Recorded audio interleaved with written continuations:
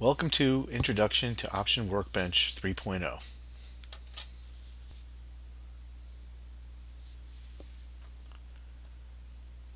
The process of trading options or any asset can be categorized into three main activities. The first step in establishing a position is discovery. A trader needs to find a set of market conditions that present an opportunity. Once an opportunity is discovered, a trader must execute the trades needed to establish the position. Depending on the complexity of that position, one or more orders need to be submitted to a broker and monitored. After being established, an option position usually requires more attention than a simple equity or future position. As market conditions change, adjustments may be required to maintain the position's posture in the market. This presentation will demonstrate how Option Workbench can be used to simplify this process for option traders. We'll follow the process from discovery to execution to management and show how these three activities are actually iterative for most option positions. And what I'm going to do is take you through a process that I went through today in finding an opportunity and putting a trade on. And the screen should be familiar to most users of Option Workbench. And I'm not going to spend too much time on the discovery piece because the point of this is to show off the new features and execution and management. So there's a popular financial television personality who likes to say there's always a bull market somewhere. And that may be true for stocks, but for options, I like to think there's always some volatility to sell or volatility to buy. So in my daily process, looking for sell opportunities, I usually start with the naked puts from the strategy zone. So I'll click on the naked puts, and we can see as of the close yesterday, we look down here on the bottom, there were 13,217 potential naked puts that we could sell. And so the first thing we want to do is to filter those down and reduce that number to some reasonable amount. So I open the profile filter editor. Now the purpose of a profile filter is to state some criteria that you want to use to filter down these positions. And these filters are in the form of Excel-like formulas that you can type in or use the help screen to find the pieces that you want and point and click. I'll just go through this filter real quick to show you what my criteria are. And I call this filter DBE sigmas because the main feature of it is I want the DBE sigmas field to be greater than or equal to 1.25. The DBE sigmas is the number of standard deviations that the downside break even is below the close price or the price of the equity. So I want that to be at least 1.25 standard deviations below the price of the stock so that I have a reasonably good chance of not being assigned on the put. Some people like to sell puts at a higher price where they wouldn't mind owning the stock. I don't like owning stock, so I like to sell it below that. So my other criteria are I don't want anything that's got earnings coming out in the the March cycle. That's February expiration to March expiration. Frequently, implied volatility will be elevated for those things, but you can really get hurt on a big move in the stock price after an earnings announcement. I only want stocks. I'm not interested in ETFs at this point for this particular filter. I want the number of days to expiration to be greater than 5 and less than or equal to 30. And that is because I like to sell volatility for the short term. I want the put price to be at least 50 cents. I want to have some meat on the bone. I want the total volume, the total option volume from the day before to be at least 1,000 contracts so that I don't get stuck with something that I can't get out of. I don't want to be all the open interest on a particular trade, and then if something goes wrong, I won't be able to get out of it. I want the annualized expected return to be at least 15%, and the expected return is a probability-based value that tells me on average, if I could do a particular naked put many, many times, what return would I expect to make on it on an annualized basis. I want the IV percentile to be greater than the mean IV percentile, and actually I'll flip back to the dashboard for a quick explanation of that. This histogram shows the IV percentile, the composite implied volatility percentiles. Each night on the strategy zone, every option class has a composite implied volatility calculated for it, and each night's reading is ranked versus the previous 600 or so nights and ranked into a percentile. And this histogram shows the frequency distribution of those rankings, and the mean is where the change in color is over here. And so I want the composite IV of the options that I sell to be greater than that mean percentile. And then we go back to naked puts. And finally, I want the IV factor, which is the percentage premium or discount that the particular option is over the composite IV. I want that to be greater than 0. I want to sell expensive volatility. So if I click the apply button, in less than a couple of seconds, I've gone from 13,217 possible puts to look at, which is just ridiculously high, and no one could really do that, down to 21. I also have them, I forgot to talk about the sorting. In this case, I have them sorted by the annualized expected return in descending order, and I could change that to ascending and add other columns and change the order of the sorting. But for this purpose, the annualized expected return is good enough. So I know that I have the highest annualized expected return trade right on the top here. Now, the first thing that comes up here is Tesla. There are a couple of other ones, Biogen, Celgene, Amgen, a couple of these biotech stocks. But I happen to have been trading Tesla quite a lot recently, so I'm going to look at one of those. If I click on this top one, that's the March 28th 200 put. I'll click on that, and now Option Workbench will take me to the spread analysis for this particular trade. It's loading all the relevant data.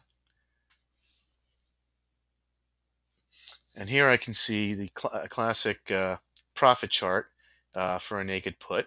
So you can see here's my strike price and my downside break even. On the table on the top, I can see, I'll go into what these icons mean in a minute. I see a description of the trade, the price, what the net cost is, the implied volatility of the trade, the IV factor that we looked at, so that's nice and high. That's a 20% premium. The expected profit, expected return, and the Greeks of the position. Now, you might notice that in this case, it's telling me the expected profit is negative, but we filtered for a positive expected profit on the naked put profile. Now, the reason for that in this case is there are many reasons actually that the expected profit on here might be different than what it says on the strategy zone. But in this case, it's because Option Workbench tries to be conservative in its initial estimate. On the strategy zone naked put profile, the volatility used to calculate the expectation is the implied volatility of the option. Now, since this is a negative gamma trade, a naked put is negative gamma, meaning that it benefits from a low realized volatility environment, Option Workbench is going to pick the highest of the 20, 50, and 100-day historical volatility readings to do the calculation for the expected value. So in this case, it picked 69, which gives a slightly negative a slightly negative expected profit and expected return. So the first thing we need to do is decide whether we think that's a reasonable volatility. Do we think that the volatility for Tesla is going to remain at that high level of 69% that was the reading over the last 100 days? Um, it might be a reasonable one because Tesla's been in the news a lot, but that's the reason that the implied volatilities are high as well. You can see that the composite IV is down around 54%, and the more recent volatilities are a little bit lower at 62 and 65. So I already know that at 64 I should get or 64.8 I should get a positive expectation. But the question is, which one of these is the most accurate? And what I can do is go to the probability analysis to see what the actual volatility has been, the daily volatility has been over a longer period of time, and see if that reckons with any of these other volatility readings. So I'll click on the probability analysis, and I can see that over the last year, this is a probability density histogram, and I can see that over the last year, on an annualized basis, the volatility has been about 61.18%. If I go back 3 years, it's down a little bit lower, around 60%. So that's been the actual realized volatility over the last 3 years. So I can go back and substitute that number in. That's lower than the recent historical volatilities, but higher than the composite IV. So let me go in here and I'll put in 60% for the volatility. Okay, so that doesn't really do too much for my. Did I do that right? Yeah. For my trade. So what I'm going to do is actually switch to the fat tail distribution, because that uses the empirical data from the probability analysis to do the calculation, and I'll use the same time frame. Okay, so now using the actual historical data and the 3 years worth of volatility readings, I get a nice positive expected profit. So that seems to be a reasonable number. Even if I go up to 64.8, I might get a better value, or down to 54.2, I'll get an even better expectation. But I think I'll stick with the 60 and the fat tail distribution. So now this looks like it's got pretty good expectation, but it's kind of rich from a margin perspective. This is a 10 lot. You can get $1,200 of credit for it for 10 lots, but the expected risk shows you what the margin would be on that. So what I'm going to do is compare this to something else.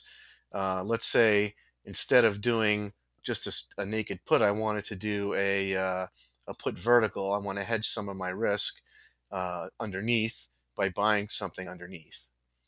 And I can do that by selecting the put vertical.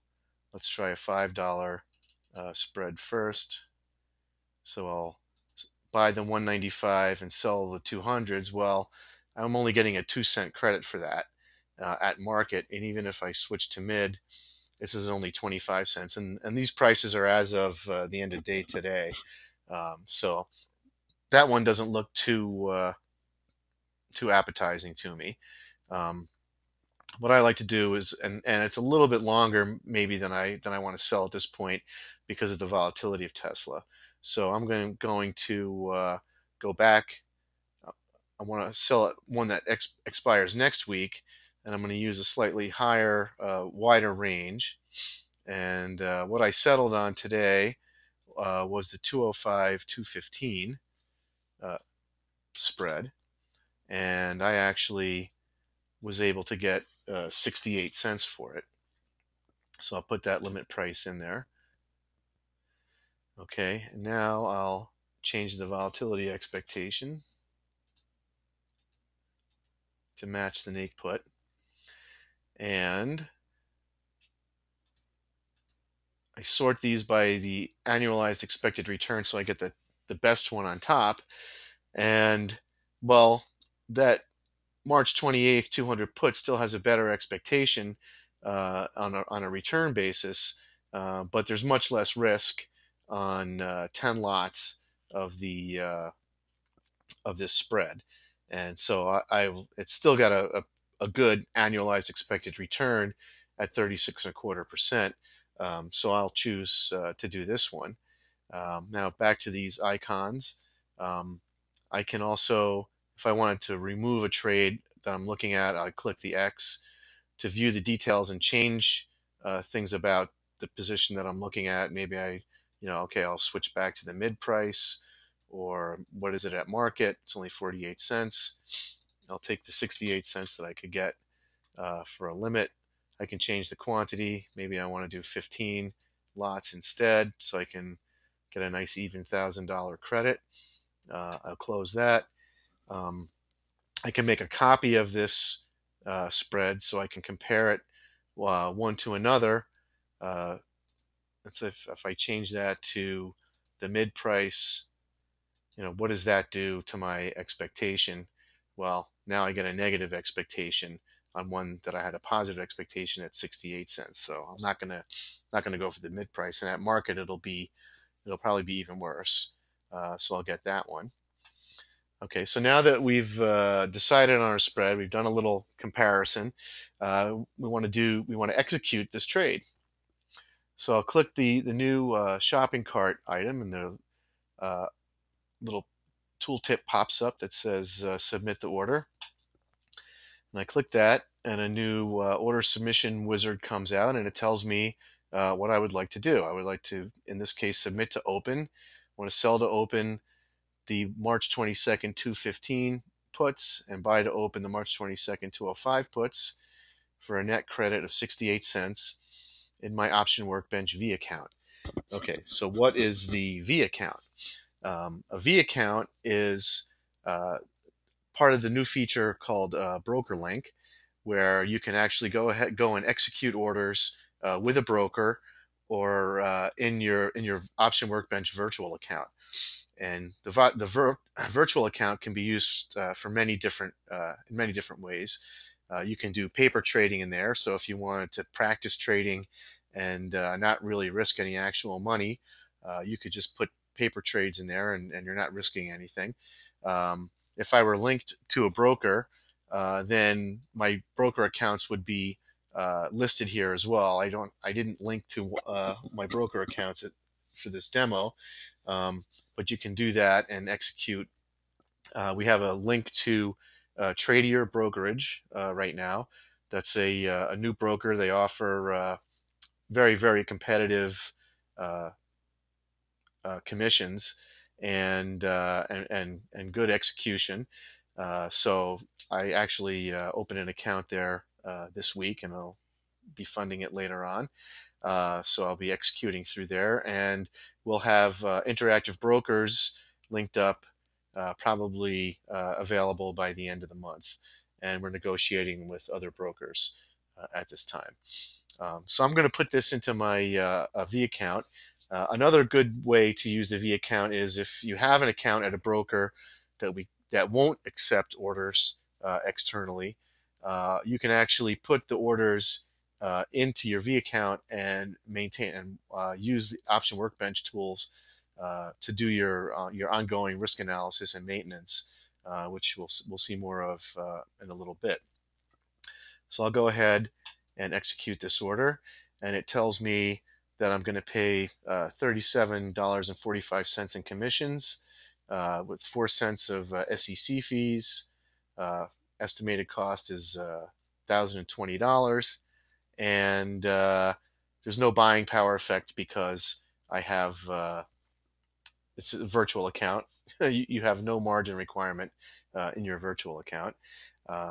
The commissions come from the settings. You can set what your commissions are. In this case, I set them up to be an $8.95 per ticket charge and a 95 cents per contract fee. and that's how that commission was calculated. And that this is a test account, a demo account that I have going. Okay, so I'm ready to execute this order, and I'll click the Finish button. And I have a little message that says my order has been submitted, and a little confirmation that I have the order, and I'm ready to go. There's also a message center. I don't know if anybody noticed, but in the lower right, a little window popped up saying that the order was processed. If I open the message center, I see my message, that an information message that my V account order to sell these Tesla put vertical has been processed. Okay, so now how do I manage my orders? I click on this new tool, Order Manager, and here I see a list of orders that I've put in recently. You can see I've uh, updated this today with some other trades that I've done on Tesla recently. And here's the order that we just put in for. See, it went in at 828. Went into my Option Workbench V account for a limit price of 68 cents, a day order, and everything is automatically filled in your V account. When you Obviously, when you post an order with a broker, it can go through various stages from submitted, pending, open, partially filled, rejected, and there's a lot of different states that it can go through, but you can keep track of all of that here. These grayed out icons would be used to, if I wanted to cancel the order, I could click the X icon. If I wanted to change the order, I would click this little change icon. It's hard to see when it's grayed out, but this order is filled. By default, it shows me orders that I've done in the last few days. I can go back in time, see if I go back to February 24th, if I get any. I got a couple of more on here. But you can go back and look at the history of your order. Now, one of the new concepts that's available in Option Workbench 3.0 is this concept of a strategy. And what that is option traders tend to think in terms of longer terms than just a single trade. And that's where the strategy comes in. So in this case, for my Tesla put vertical, it's actually a strategy of selling volatility on Tesla that I've been doing since the end of November, when they first came out with, they had those accidents where the cars caught on fire, and you know gasoline cars catch on fire quite often when they're in an accident. So I started selling the volatility on Tesla back then, and what I'll do now is open the strategy manager, where you can see on the bottom of the screen here, uh, these are all the trades that I've done. Here, let me close that one. For Tesla since back in the end of November. So Option Workbench will automatically create a new strategy when you do a trade, or enter an order on something, on an underlying for which there isn't a strategy yet. Um, and in this case, it added this trade, the 68, the new put vertical here. You can see that order went in as of the end of day today, um, to sell this put vertical at 68 cents. Uh, and this is added to the strategy for all these other orders that I've done on Tesla dating back to November 20th. Um, so I can keep notes on the strategy, and this basically went in on November 20th. So I created this short Vega long delta position because the near-term IVs were inflated. This is back in November, and the stock pulled back, but I saw an interview on TV with a government bureaucrat that basically said they weren't going to do anything about the they weren't going to do any recalls or anything like that.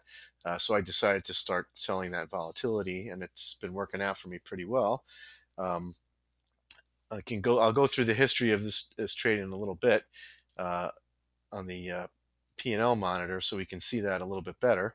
But before I move to that, I want to go and go back to Discovery and go to my calendar spreads and show you how the strategy is created automatically. I'll start with my standard calendar spread filter, and I won't go through the whole thing. This is not what I wanted, but okay, so let's just say um, plug power. Okay, this isn't the filter that I wanted, but that's okay. I'll muddle through. Let's just say I want to do this NSR $40 May October calendar. So again, this is going back and getting the detailed data for NSR. And it's going to bring us to the spread analysis. And the internet connection is slow. Okay, so this looks like a pretty good trade. Um, has a nice positive expectation. One of the other things I wanted to point out, I mentioned earlier the time that the order went in. Another new feature of Option Workbench 3.0 is that you get excuse me, delayed quotes automatically free for the base subscription price. And what that means is that the pricing sheet will be updating all day. And you can see up in the upper right here next to the dividends drop down is the time that that all these numbers are calculated for. Um, and in the morning, this will start out as 9:30, and it'll update. The time will update every minute, and the numbers, in addition to the prices, in addition to being based on the prices, they'll also be. You'll also see the intraday time decay uh, on the Greeks and the implied volatility, and this is really important on the expiration dates, kind of late in the afternoon. You can see how the volatility kind of shrinks down and what happens to the Greeks. That's another new feature. And the implied volatility smile will update automatically during the day as well. Um, as the volatilities change, the graph will change. Of course, since the market's closed, none of that is happening right now. Um, so let's go ahead and say that we want to execute this trade. And I'll just do the same thing and execute it in my V account.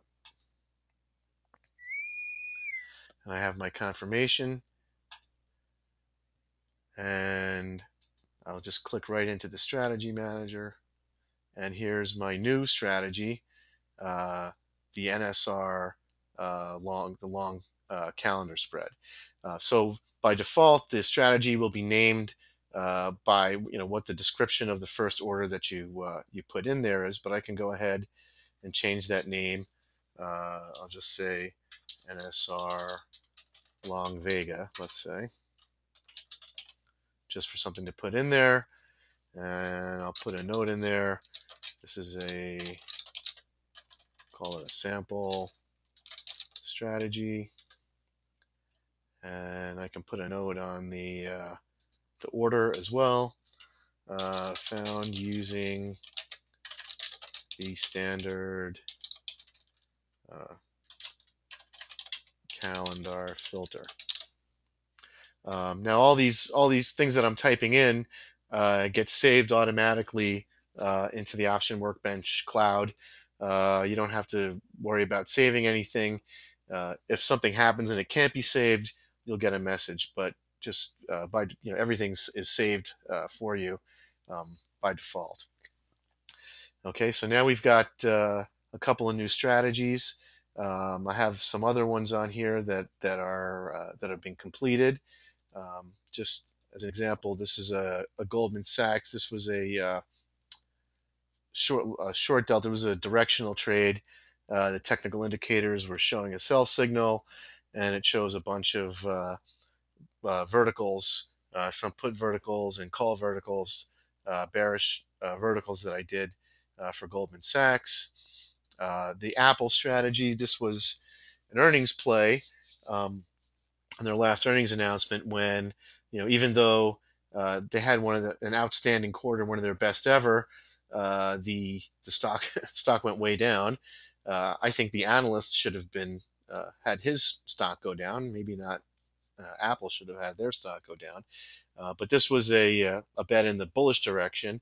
And you can see here, I've only got one order in here. And the reason for that is because everything I started getting assigned and exercised. Assigned and exercised on all these options. It was very close to the expiration date. So what happened was I put the trade on the 27th. On the 29th, I got assigned on one of the shorts. Then on the 30th, I exercised one of my long puts to close the stock position. And then on the 31st, the expiration date, the whole thing unwound. And, there was a loss for the cost of the spread. But sometimes it happens. There's nothing you can do about it. Okay. So now let's look at the P&L monitor. I click there. Let me actually give myself a little bit more real estate.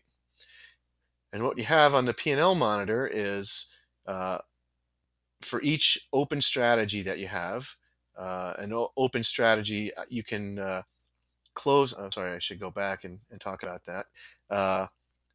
These are the open strategies that I have. I can, if I have no open positions in a strategy, I can click the close button, and that'll make it disappear from here. It's no longer active.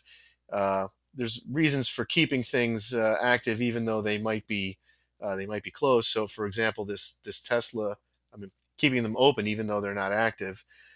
So this Tesla trade, it wasn't. I didn't have a position open every day, but I kept the strategy open so that I could, as time went on and I did my naked put scans, if Tesla came up again, then I would sell the trade. I would add a position to that order. If you close a strategy, you can reopen it by opening the closed strategies box and clicking the open button. I won't open those because they're demo strategies that have expired, and I never didn't bother to clean them up on here. So let me go back to the P&L monitor. So this shows for all my open strategies what the underlying symbol is, the underlying price, what the price change is today, the percentage change, the composite IV for that name, what percentile it's in. For the open trades, I see the implied volatility of the spread, what is the IV factor, the name of the strategy, and near expiration date. You can keep track of profit and loss objectives. These are mental notes that you can keep. I had a stop loss on the Goldman Sachs of 162.20 when I got out of that one. This section shows the expected profit for a position based on the spread IV, the composite IV, and the 20, 50, and 100-day historical volatilities. And I like to use that as really sort of my stop loss. So if I see a lot of red there, and I can't reasonably get to a positive expectation, I'll probably just take the trade off because I no longer have a positive expectation. I can see the market value of a position, the unrealized P&L, and that's calculated using the latest bid and ask prices. And of course, during the day, this will be updating, and you'll see this in real time. Scroll over a little bit more. I have the realized P&L. So this is for the whole strategy. What have I realized going into today? So I can calculate the total P&L. I have the commissions that I paid and the total P&L for the strategy. So now I can manage my risk and know where I stand based on an entire strategy, not just what positions I happen to have open at this time. So this is something that's new and unique in Option Workbench, where you can see a bigger picture of what's going on with your positions. You can put them in a bigger context, and of course you have the Greeks for the position. Um, Now these icons here, if I click on the X, I can close whatever open position I have. So that, for example, this Herbalife 52.5 put, if I wanted to close that, I would click on the X. Now it's going to go load that data and put the trade in for closing whatever's open at the time. So if I had, so in this case, I'm short that 52.5 put, so it's going to put in a buy of the 52.5 put. Now I'm not going to do that today because that's just, I still have a positive expectation on that, and excuse me, um, I still want to ride that one out. Let me go back to the P&L monitor. Another really cool feature is I have the trade journal, and if I click on the open button here, so if I put my cursor over this little file folder icon, it says it's to load the trade journal, and this little icon means that the trade journal is loading. So now what it's doing in the background is it's going for the whole history of the strategy, which in this case dates back to uh, November 20th, is going to generate a report that I can look at on how the strategy did, whatever was open, how it did each day. So I can go back and look back in time at what was going on with that strategy. Um, and while that's happening, you can do other things because if you go back quite a while, it could take some time to load that data. Um, and you see in this case, for this Tesla, even though I had a positive expectation with my, in my analysis, these numbers are using the log normal distribution, and I switched to the fat tail distribution. Okay, so now it's done loading the trade journal, and I can view it when the magnifying glass comes up. And so now it shows me a report for each day, what the price of the stock was, what my unrealized P&L was, what the realized P&L was, the margin, return, and Greeks of the position. So I can see for each day, going back in time, how I did on that. A new feature that's going to come out is it'll in an upcoming version is you'll have excuse me, the expected profit will be listed here as well. There will be a summary and maybe some graphing of the position over time. I have to figure those kinds of things out. Um, so you can see on this last one here, um, I had I put something on March 4th, and then on the 10th, the price started coming down. It was 254 when I put the trade on, and then it was a put vertical. Price started coming down, and then I had a negative expectation, so I took that off. Even though I had a little bit of a loss on that leg, I still had a nice profit on the whole strategy. And then today it came up again, and so I put another trade on today. Okay, so now I guess I will ask Stan if there are any questions. Let me unmute Stan.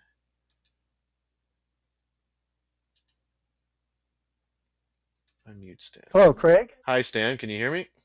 Yeah, I hear you fine, Okay, Craig. good. Hey, that was terrific, really. A Thank you. lot of great new features that are built in here. Um, but we do have a number of questions. I'll start asking you. I have to go back through the box. So let's see. Um,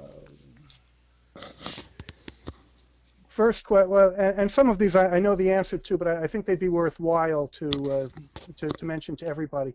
Sure. Is the Workbench a standalone downloadable application or web-based or both? Uh, Good question. It is both, in fact. It's an application that runs on your computer, but it's downloaded uh, from the web. So you go onto a website, you go to the Option Strategist website, you click a link, and the first time you click it, the whole thing will download. And then subsequent times, actually, what happens is it'll check to see if there are any updates and download the updates if they're there, if there are any, and start running. So that's actually another good feature of Option Workbench is, it's a subscription price, and you get updates automatically. There's no, um, buy my latest version for, several $100 upgrade, or I'm not going to support you anymore because you're on an old version. Everybody's always on the most recent version, the latest version. Okay, very good. Thank you. Um, Somebody wanted to know what are the original criteria for the naked puts? You started out and there were 13,000 some odd naked puts that showed up, Okay, let me go and back. he was asking about Oh, what are the where they come from. criteria for all 13,000 of them? Is that the question? Yes. Yeah. Okay. Why do they show up in the option workbench to begin with? Okay, these are the naked puts that are listed on the strategy zone in the naked put file. So every night, after the close, overnight, Macmillan Analysis, has software that scans basically every put out there, for every stock, ETF, index, future, that has listed options, which are, there's hundreds of thousands of those options. Uh, and using some pretty broad criteria, identifies, what it thinks are potentially good puts to sell. And uh, I think it has to have, a better, uh, how does that go again? Actually, let me look at the. I think if I look the help, it'll tell me, because on the help screen it has the description from the strategy zone. Um, well, okay. So there are some pretty broad criteria that it uses to narrow it down. Um, Okay. we can find out if you get the person's name. Maybe we can send an email to find out. Right. But still, Okay. even with those broad criteria, given that there are, several hundred thousand, 13,000 is not a lot there, but you still want it to be a manageable amount for you to look at. Right. Yeah. It would probably take a couple of hours to look at 13,000 of them if you were I, doing it I would manually, I would right? think it would take more than a couple. Yeah. Yeah, I mean I'm that's sure. the great thing about the filters. I Okay. click a button, and in less than a couple of seconds, I'm down to a reasonable few. And Right. you can Very change good. the All right. criteria, and I'm sorry. Go ahead. No, no. I was just going to get to the next question. Um, or so you finished with that? Yes. Okay, very good. What are the recommended Mac requirements to use Option Workbench 3 the best way? The processor speed, the internet connection speed, and the video card. What are the requirements? That's what the question asks. Yes. Okay. There aren't any real special requirements. I'm running right now. I'm running on a kind of old iMac, running Mavericks. I have a laptop running Windows XP, I think, that I use when I'm not at my desk, and none of them have anything souped up or anything like that.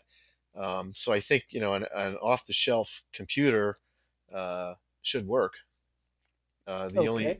the only requirement is it's a, I don't want to get too technical. It's a Java Web Start application, but your browser should know how to download it and get everything set up.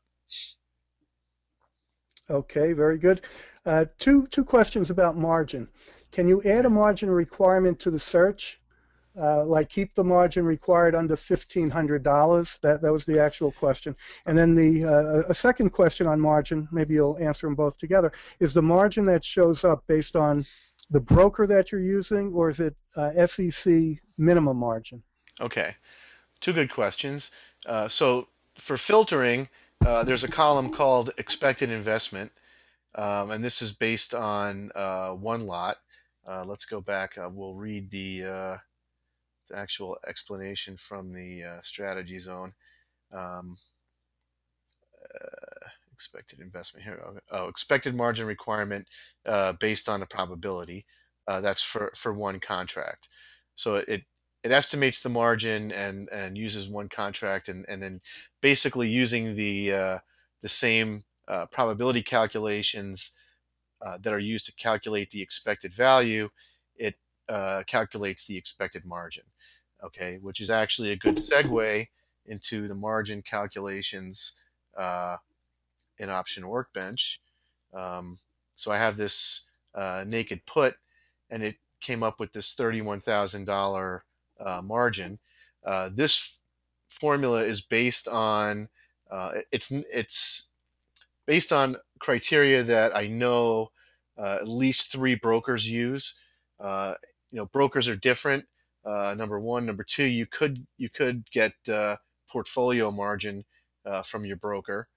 So this is just kind of a best estimate of, or an estimate of what the margin requirement is, and it also uses the expected value calculation to determine, what the margin would be. And actually, in the case of the vertical, uh, you'll notice that this was a, a $10 spread, 15 lots, so the margin should be 15,000 less, the excuse me, less 15 less the credit, but it's quite a bit less than that, and that's because Option Workbench does that expected value calculation based on your volatility assumption. Worst case scenario, you would expect, under the worst case scenario, you would expect to lose 13,943, not the full 15 less the 68 cents. Okay. Hope that answers the question. Yep. Craig, somebody wanted to know if do your brokers accept clients in Canada? Uh, that I don't. I would imagine. I can't speak for the brokers. Um, I know when you have to, when you open an account, you have to state whether you're a U.S. citizen.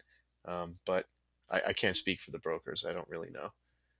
Yeah, I'll tell you, I know that for some reason, a lot of brokers that operate in the U.S., that maybe there's some regulatory requirement or something else, but a lot don't. As far as Tradier, I don't have any knowledge about that. So, Yeah. Also, I mean, they're not really my brokers. They're just brokers that will accept, orders and allow you. Oh, actually, I forgot to mention, uh, for the real-time data, you get the delayed quotes, 15-minute delayed quotes for the base subscription price. You can upgrade to real time for for the exchange fees. We have to pay the exchange fees. But the brokers, I know that Tradier and Interactive Brokers will allow you to, or allow Option Workbench to access real-time prices for whatever you have permissions for from the broker. So if you have a broker, if you have one of those two brokers, you can execute trades to them and get real-time prices, and you don't have to pay the extra exchange fee. wow, that's great. Okay. Question came up when you were talking about historical volatility, Hmm. and you were talking about the three different ones that we show. Question came up about which one to use. It says, wouldn't it depend on how long you are planning on holding the trade as to which historical volatility to use? Okay. Um, that's part of it, but all these numbers are annualized, so that's why they look similar. So the 20-day, this doesn't mean that Tesla might change by 65% over 20 days. What it means is based on the last 20 days of pricing, of price movement, you might expect a 65% change over the course of a year. So all these are normalized so that you can consider them equally. Um, as far as the time to expiration goes, that's actually that time to expiration is figured into the probability calculation. So when it takes that volatility, it scales it down for the time to expiration. And actually, if I were to add another date in here, let's say I want to see what it would look like at the end of this week. Um, I put this number in, and down here on the bottom I have another expected profit. So this has a better expectation at the end of the week. So it takes that volatility, and instead of scaling it for, the 10 days from now until March 22nd, it scales it for, or business days actually. It scales it for the 3 business or 2 business days now left until March expiration. So that way it automatically scales those volatility numbers for you. Okay. Thank you. There's a question here, but it's relating to, now that I look at it more closely, it's related to TradeStation. Um, the question had to do with how much time does it take from the time that you enter an order to get to the TradeStation. But he has TradeStation capitalized as if it's a TradeStation broker, but we're not related to TradeStation at all. Yeah. But It's very.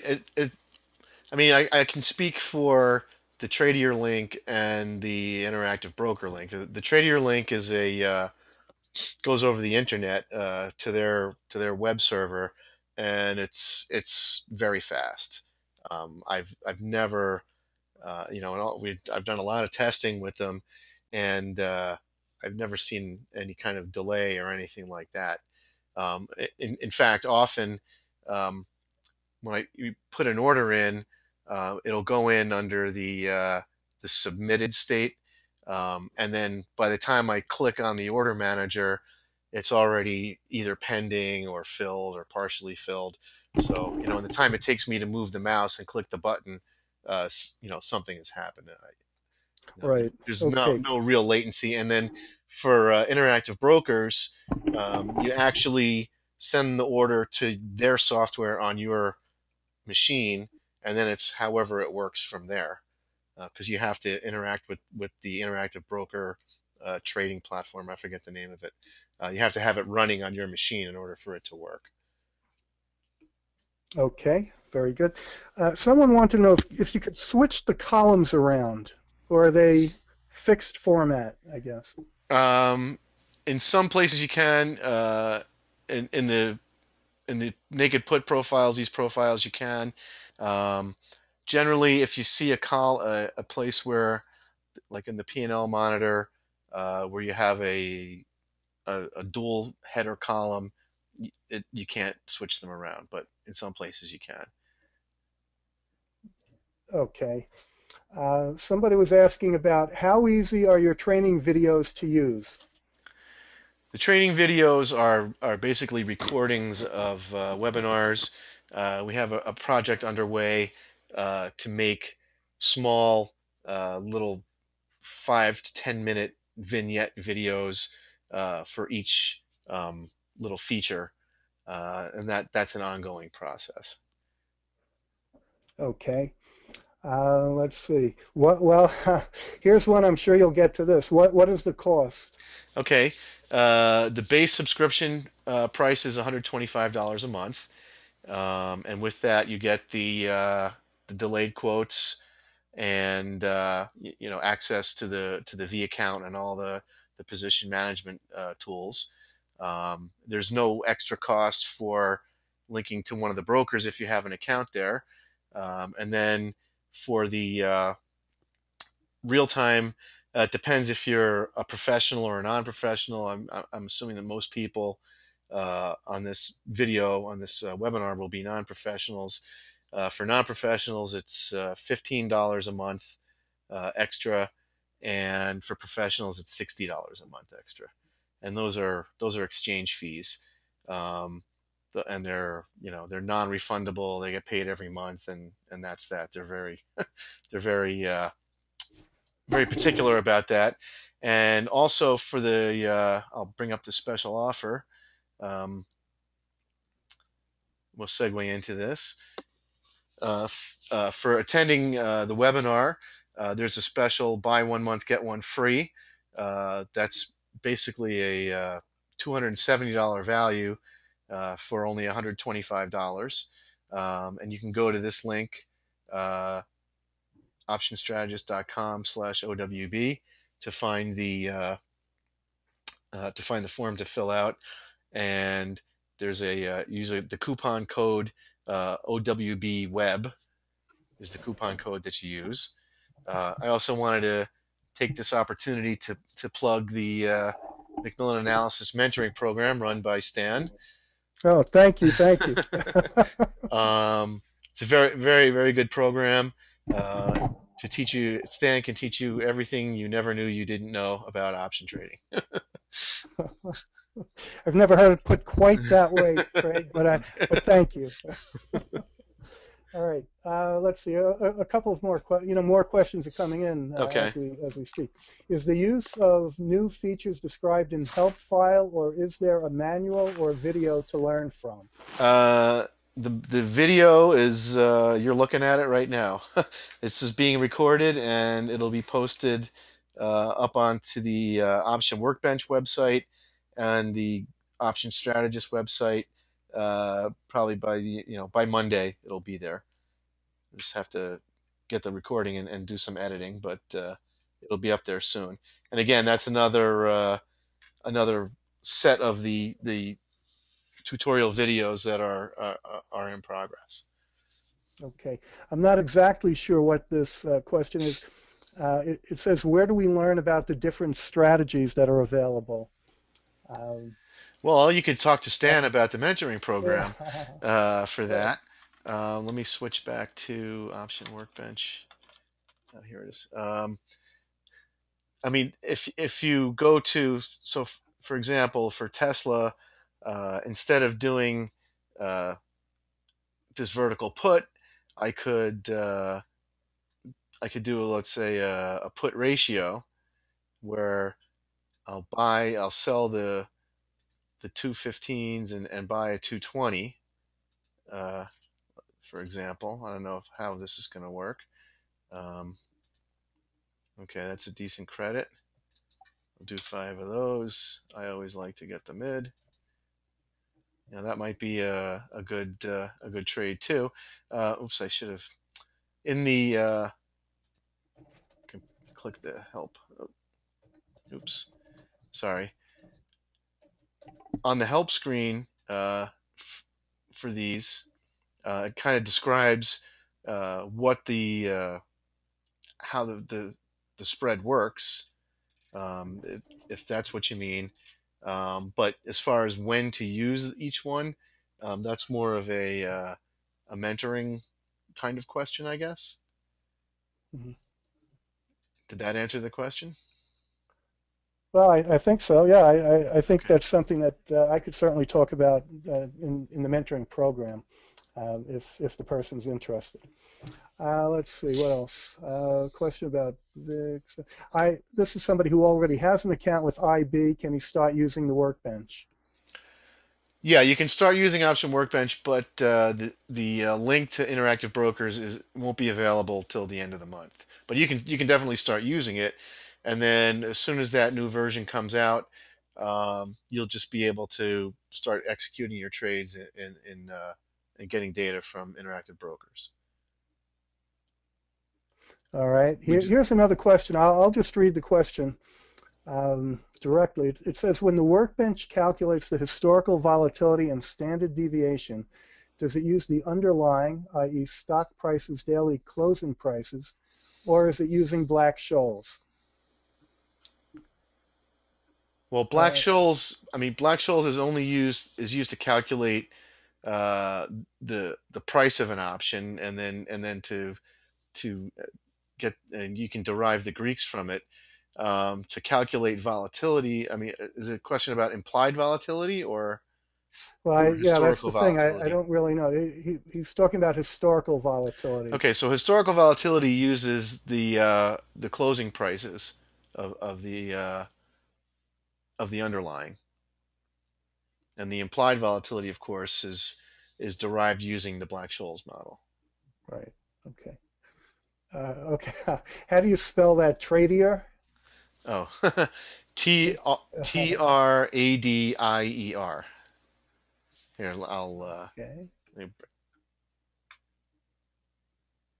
Oh, here's one from my recent my recent webinar, it says, does Workbench 3 include a strategy neutralizing the Greeks and starting from a predetermined profit, as was described in Stan's recent webinar?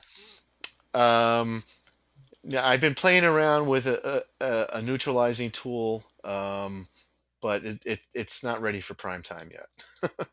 Okay. Just put it that Yeah. Yeah. The neutralizing is a great idea, but there are still issues that have to be resolved. way. Yeah. Okay. Let's see. What is the benefit of the LinkedIn group? What kinds of chats are there? Oh, the Option Workbench LinkedIn group. Um, Yeah. well, there aren't many chats there. That's my fault. Uh, I should be more proactive about doing that. Uh, I'm starting a new marketing campaign, and social media is going to be part of that. So the LinkedIn group should get more active soon. I encourage people, anybody who's a member of it can post to it, and if you're a subscriber and you want to be a member, just send me an email at the I'll put the contact information up, or at support at hilcosoftware.com, or support at optionworkbench.com, and I'll add you to the group. I'm very happy to participate in any conversation. I mean, I like talking about options, so I'll. Right. Okay. Just a couple of more here, Craig. Mhm. Somebody's asking well, this is an encouraging question. Could we order 6 months and get six free? Well, you can order 12 months and get one free, Right. um, Okay. or you can order 1 month and get one free, but no, not 6 months and six free. Great. Okay. Let's see. Here's a good question. Another pricing issue. Besides $125 a month, is there a cost to subscribe to Strategy Zone? No, that's included in the subscription. The Strategy Zone subscription is included.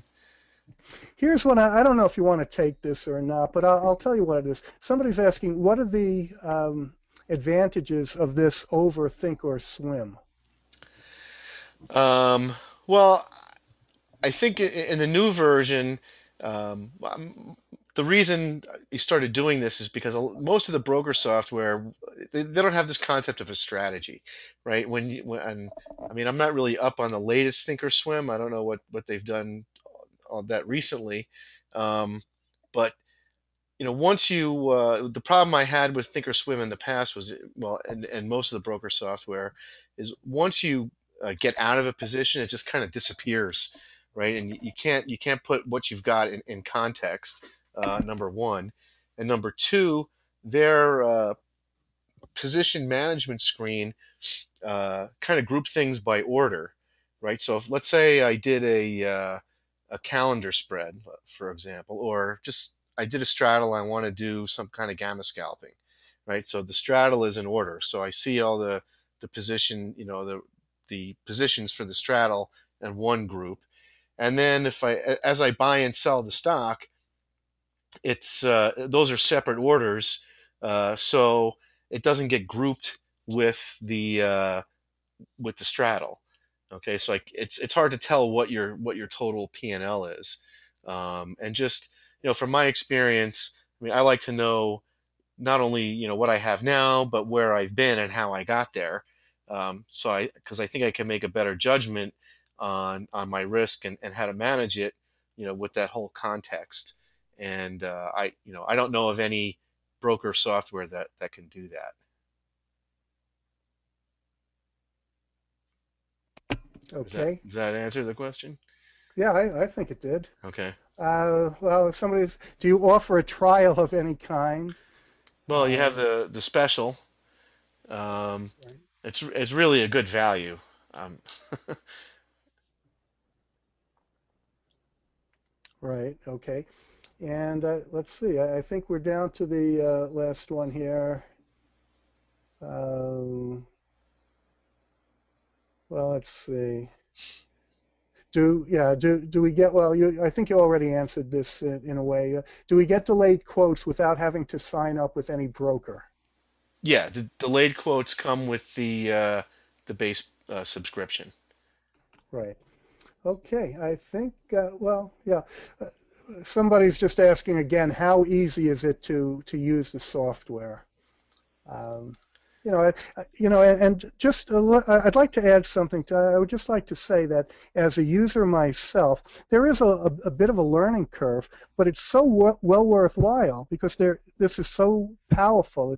It's a very useful tool. You might have a different answer for it, Craig, but that's what I think. I mean, there is a little bit of a learning curve. It's going to take some time, a little bit of effort, but it's well worthwhile. Like anything else, you have to put a little time into it, and you'll get a lot of return out of it. No, I completely agree. The only other thing I would add to that is um, uh, it's called Option Workbench for a reason, and I chose Workbench for a reason because there are a lot of tools in there that you can use, but you don't have to learn everything and use everything every time. Just the little few things that I showed tonight kind of scratch the surface of what you can do, but you can use that and make money using that.